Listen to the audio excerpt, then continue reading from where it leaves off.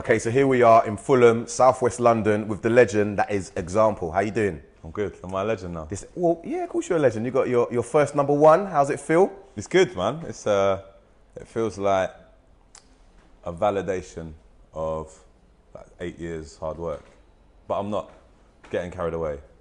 I mean, well, you're kind of selling out festivals right now. You know, you're headline actor at festivals all over the world. How does that feel for you?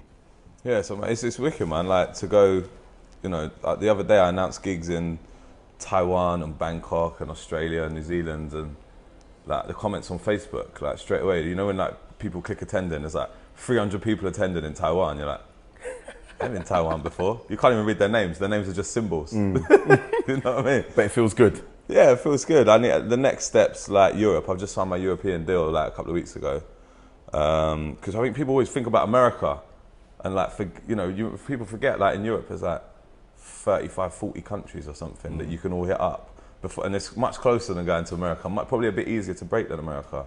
Can I call you an urban act? You started off as an urban act. Yeah, I mean, put it this way, like I was around during the garage days, like exactly. when I was 18, and I was into jungle, and my first album was hip hop. I mean, whatever it is I'm making now, it's influenced by rock, dance, grime, whatever you want to call it. I've got my ear to the ground. I'm focused. I listen a lot to the underground scene, the urban scene. I can definitely tell you're influenced by a lot of different genres, and you're on your third album now. Your first album was primarily hip hop. Yeah. You're on your third album now. What can we expect from that? Because I mean, you started to sing more and more and more. Have you been taking singing lessons? No, because you've got those killer hooks right now, which have brought you success. Do you know what? I'll tell you something. I haven't told many people this. When I was a kid, like my mum put me on stage when I was about 6 or 7, because I was a naughty little kid, and she wanted to channel my energy into something else.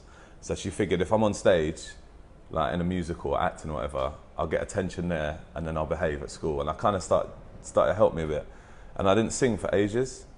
Like I think my voice broke when I was like 16, and I stopped singing because I was like afraid.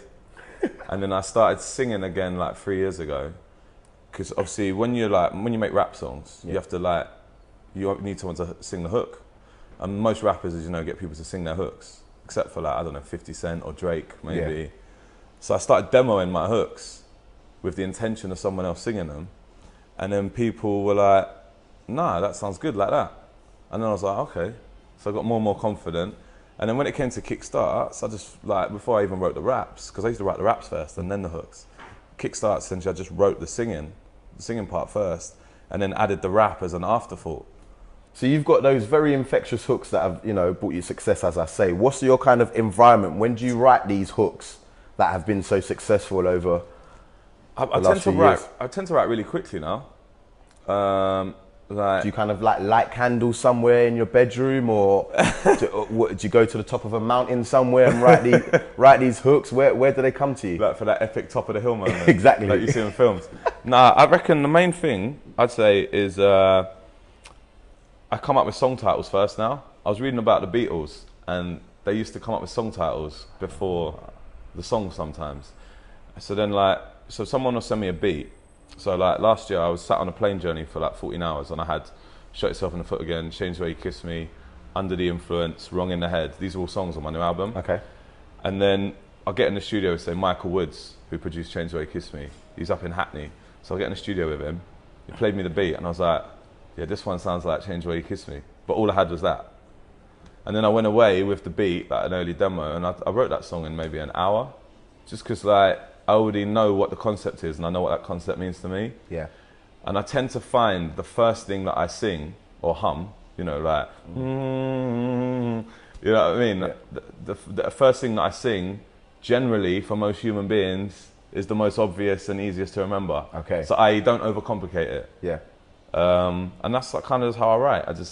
I can be on the tour bus, I can be in a taxi. We're here in Fulham, your hometown.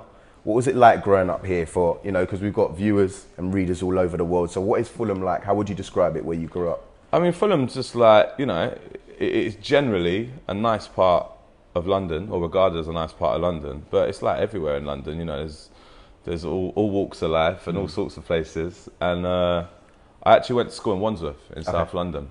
But I spent most of my life growing up in Fulham, skating or, literally, down the park, spitting, doing naughty things. Or what kind of naughty things? Okay. Do you support Fulham? You're local? Yeah, I'm a Fulham fan. Is that depressing for you? Do you think they'll ever, you know, in the near future, it's more exciting being a Fulham fan, because if you're Man U or Arsenal or Chelsea or whatever, Yeah. you might expect to win the FA Cup or the League or the Champions League or something, and you kind of expect to beat nearly everyone. Whereas if you're Fulham, if you play Arsenal and you beat them, it's great. Good times. that's like winning the FA Cup final for a Fulham fan. Well, I'm a Man United fan, and I do expect to win every week. That's fair enough. You sound like you're from Manchester. Oh, yes, thank you. I was born in Manchester. But anyway, yeah, I expect to win every week, and when we don't win, I get really depressed, and almost can't carry on with my day. Are you one of those football fanatics that are the same, or are you cool when you lose? Does it affect you? I think most Fulham fans can handle losing. Yeah. Like less so with Man U fans. My family actually have lived in Fulham for like 4 generations. Oh, really? Okay. Like, so it goes back to like my great granddad used to live in Fulham, and they've all been Fulham fans.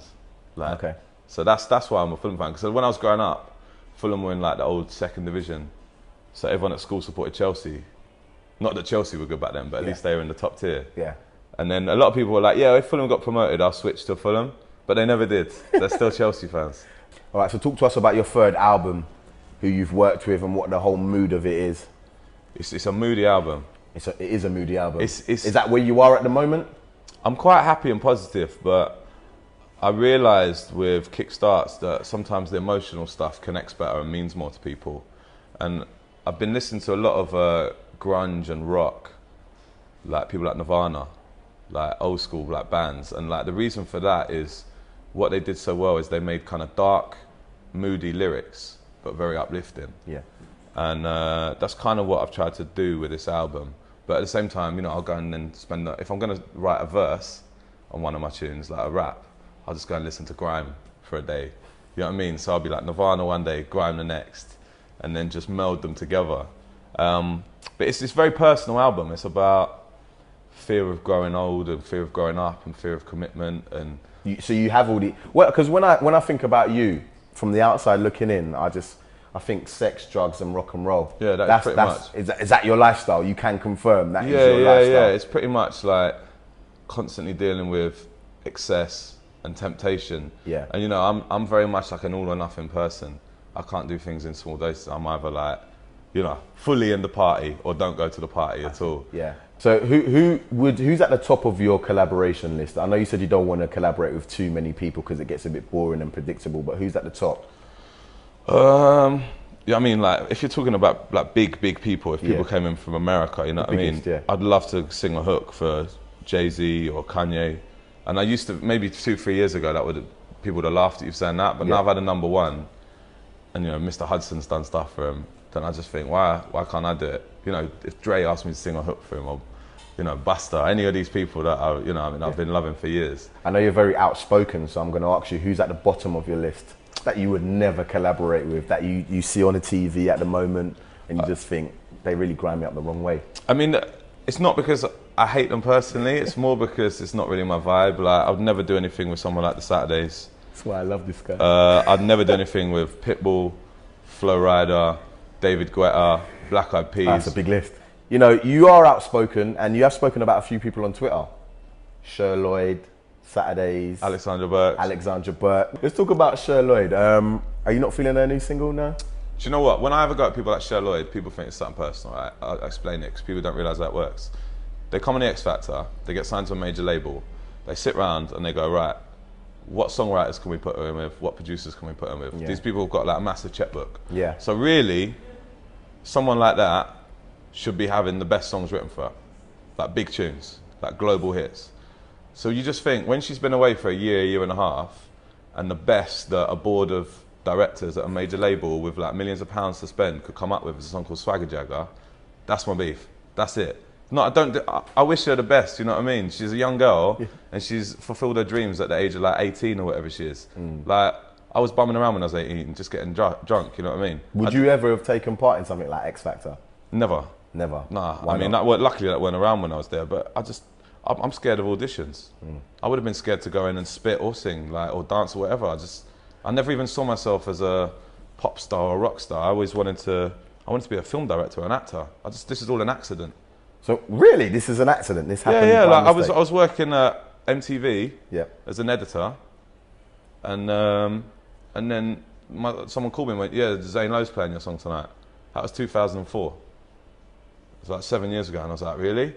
Week later, my boss was offering me a promotion in the TV industry. Yeah. And then I got a call. Mike Skinner wants to take you out for dinner. I was like, "What? Streets?" Like, yeah. Went out to him. Week later, Island Records want to take you out for dinner. And then before You signed to Mike Skinner. I signed to Mike Skinner's The Beats label, the Mitchell Brothers and Pro. What happened? What happened with that? Because obviously that was exciting times, not only for you, but you know, for the urban music industry and beyond. Because it's like, wow, Mike Skinner's signing new up and coming artists. So there was a lot of, you know. Yeah, it was partly, I think, him in a sort of vanity project moment, like where maybe he was wanted to just had some money spare and wanted to run his own label because it had been a dream since he was a kid. It was short-lived and it weren't successful, but it was an experience because, especially me and Pro, I think we learned what not to do for ourselves and also as the industry. And it was also a nice introduction because there wasn't really any pressure on us. Because me and Pro got to tour with the Streets and learn off him. And I think we both learned, especially off songwriting, a lot from Mike, 'cause he's a great songwriter. But we also learned maybe what not to do, because I suppose as the Beats ended, the Streets sort of saw a little decline, you know, and like Mike's biggest years were probably 2006, 2007, and since then he's just kind of disappeared. So if you see people like me and Pro who look up to someone like that, quite impressionable, and you see that, you kind of learn what not to do as well as what to do. So for me, that experience was great. Losing my record deal with the Beats was great because I almost gave up music in 2007, 2008. What would you have done? Probably gone back to TV, but I just thought, do you know what? I looked around and I was like, there's a gap in the market. I was like, who else is singing, rapping over dance music and doing like emotional, uplifting lyrics? Like, if you like sort of taking a rock band ethic and applying it to dance music and then putting the raps in it as well. I wasn't a group. I'm no features. Yeah. I thought no one else is doing that. You know, it's like Calvin and Harris and Dizzy in one, you know what I mean? So then I saw that gap, and then I've spent the last 3-4 years working to fulfill that, and now like I've got my own corner of the market. There's no one really competing with me. I've only got to compete with myself. Since you've seen this success, have you spoken to Mike? I haven't heard from Mike for about 3-4 years. Okay. But I mean, I wish him all the best. I've got no hard feelings towards him. Like, no hard feelings between the two of you? no, or? I just think it's weird. Would you have liked that call to say, well done? Yeah, I would have. You like just, to get in the contact? only reason I would have liked to call off him is just because we spent a lot of time together on tour. Yeah. And like, I didn't think we were best mates, but we were pretty close. You know, we shared some good times on tour. And then to go from someone signing you and putting loads of faith in you and wanting you to do well, which he did, obviously, and then to never hear from them for 3-4 years, I just find that a bit weird. I don't expect to be invited around for dinner, just a text or an email say, congratulations on Kickstarts, or congratulations on your #1, or, Yeah. you know, even if he said, I don't like your new song, but congratulations on #1, at least I've heard from him. So Change the Way You Kiss Me, #1. Yeah. Brilliant. What's the influence behind that song? Is that a true story, or is it dedicated to one special lady? The lyrics themselves and how I was feeling on the emotional level are a real story. But the title I actually got from an episode of Hollyoaks. It was like someone was discussing about you can tell relationships coming to an end when there's no passion in the kiss. So you sat there and watched Hollyoaks and the light bulb went off in your head and you went straight to the I only studio. ever catch like little 2-minute glimpses of Hollyoaks. Okay, yeah. You know what I mean? I'm not like Sure? I'm not a Hollyoaks omnibus viewer. I don't believe you. I'm not. Okay. I couldn't even tell you one character's name. All right, cool. Don't test me. But yeah, that's where that song comes from. Like, shot yourself in the foot again. I think I heard that phrase somewhere. Maybe you look for the newspapers and you're like, you know what I mean? Like, David Cameron shoots himself in the foot again. And I was like, okay. But then I take a title from someone and I apply it to what it means to me. Yeah. It's a good formula. It's a good formula. I'm sure many people watching this are going to nick that formula and hopefully get a #1 record. You. All right. Is there any last messages for your fans? What are you up to in the near future? I'd say come to my UK tour, but it's sold out. Congratulations. Congratulations. No, mate, a lot of energy at those tours as well. You spend a lot of time jumping up and down in the air. Well, this new show is going to be 1 hour and 20. The one in December, 1 hour and 20 minutes long. We're doing like 17 songs. Wow. Take your asthma pump. But I go gym nearly every day on tour. Oh, do you? Like just loads of skipping, running, because I don't think there's any way I could bounce for an hour and 20 minutes. Like. All right. Well, I'll see you on tour. I'll be jumping up and down with you, hopefully. Thank you, Yeah. Nice one. Cheers. More cheese.